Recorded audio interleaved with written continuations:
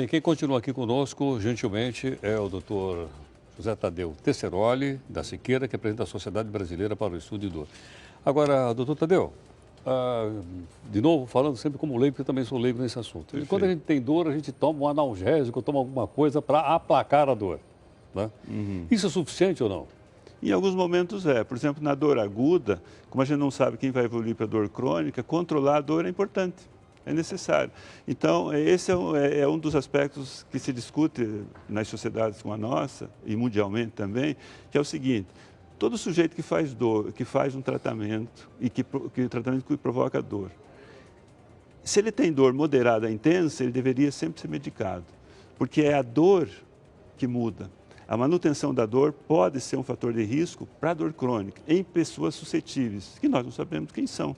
Mas às vezes tem uma dica, ela tem mais história de dor, de desconforto, quando faz qualquer procedimento, vai ao dentista, faz um procedimento habitual e de repente aquilo se transforma e ela não tem explicação para isso.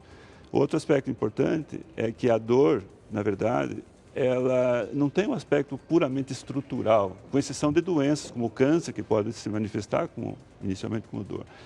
Mas o diagnóstico dela é puramente clínico, ela tem que ser entendida.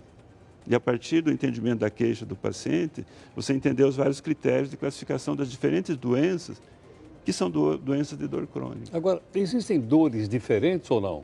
Existem. Existem. A dor como queixa inicial, ela pode ser classificada de diversos tipos diferentes. Primeiro, depende da natureza do tecido. Se é um vaso que dói, ela tem um jeito. Se é um nervo, ela tem outro. Se é um músculo, ela tem outro. Então, essa é a primeira diferenciação. Segundo, a região, uma região da boca, da face, da cabeça, tem determinadas características, às vezes não tão iguais às do tórax e assim por diante. E terceiro, existem hoje catalogados mais de 600 síndromes álgicas crônicas. Só no segmento cefálico, nós temos aproximadamente 66. A minha formação de profissional é dentista, eu sou dentista. Então, nós temos 66 síndromes álgicas crônicas só no segmento cefálico. Então, imagine, para você diferenciar, você tem que ter um treinamento adequado para isso. Mas são duas grandes áreas de treinamento. Você tem que treinar na tua profissão ou na tua especialidade, tem que conhecer a doença, patologia e semiologia, isso é obrigatório. Mas o que muda na dor? Você tem que entender dor. Como ela se manifesta, como ela se modifica, quais são os fatores envolvidos no sistema nervoso, e ela tem componentes físicos, psíquicos, cognitivos também. O medicamento pode se tornar inadequado para um tipo de dor, não resolver mais e ser obrigado o médico a receitar um outro? Pode. Os medicamentos, em geral, eles têm objetivos específicos. Os medicamentos analgésicos, eles têm dois grandes grupos. Um deles atua diretamente na lesão. Por exemplo, se faz um traumatismo, tem inflamação. São anti-inflamatórios não hormonais ou hormonais, mas principalmente os não hormonais. Eles atuam na inflamação e reduzem a dor. Tem medicamentos, são os melhores analgésicos que existem, são os opioides, derivados do ópio, que atuam no sistema nervoso central. Eles são úteis também no controle da dor aguda e de algumas dores crônicas. Você tem um outro grupo de analgésicos que são chamados adjuvantes, que são aqueles medicamentos que têm outras indicações na medicina e que, de repente, se descobriu que eles são úteis para alguns tipos de dor.